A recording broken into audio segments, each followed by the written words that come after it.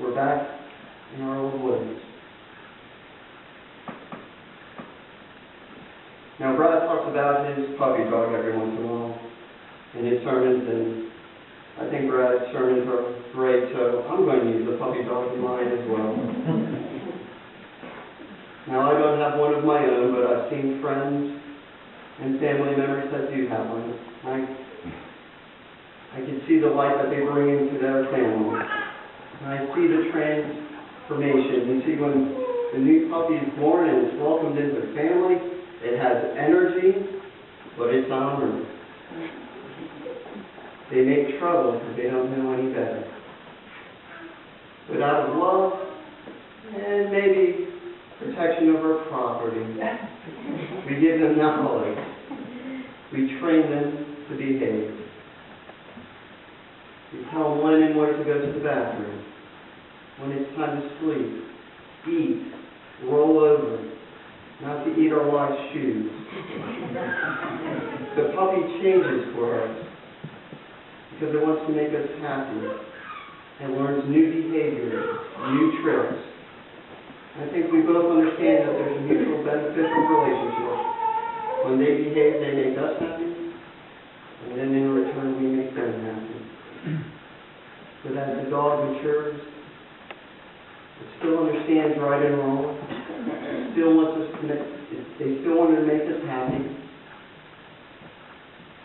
But their joints ache, full of arthritis. They move slowly. Their age is catching up to them. They stop learning new tricks for us.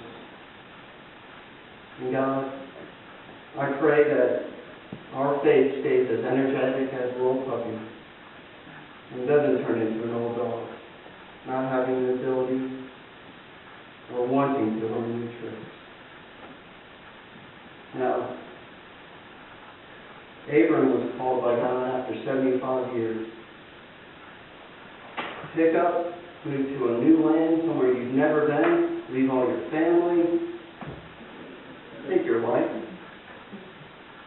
leave everything behind. By the way, have a child or three at age 75. Imagine if God asked you to change. Would you? Take a moment to think about it.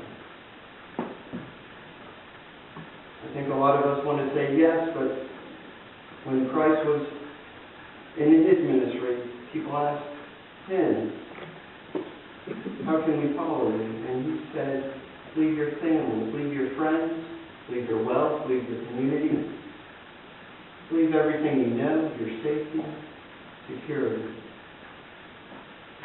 Don't be an old dog. Listen to God's whisper. Learn new tricks. Now, sometimes I think we've been in our comfort zone for so long that fighting change is now our habit. We surround ourselves by people who tell us how good we are, what they like about us. Please tell me something I can nod my head and agree with.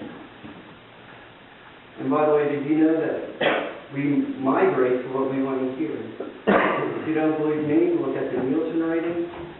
If Fox News isn't conservative enough for you, guess what?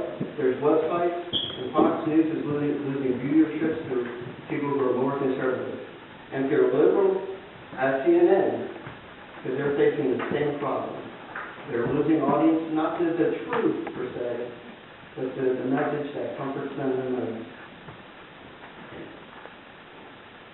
Now, if that's how we migrate to what we want to hear, and we're starting, and we've learned to find change, how can we be open to hearing God's call? If you think 3 weeks is a habit, what's 75 years? Abram knew listening to God would take him out of his comfort zone, but he decided to change. If God called you today, would you be willing to listen?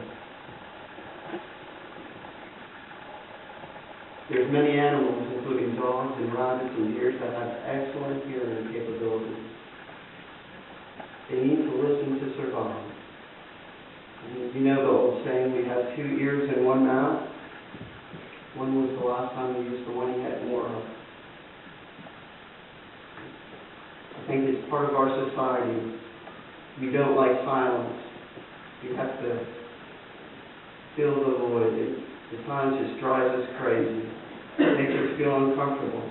We have to talk. And in today's society, the pressure is on even greater. You see, with websites, we can tell everyone in the world everything about it. And there are a lot of people that do. Perhaps it's time for us to take a moment to listen.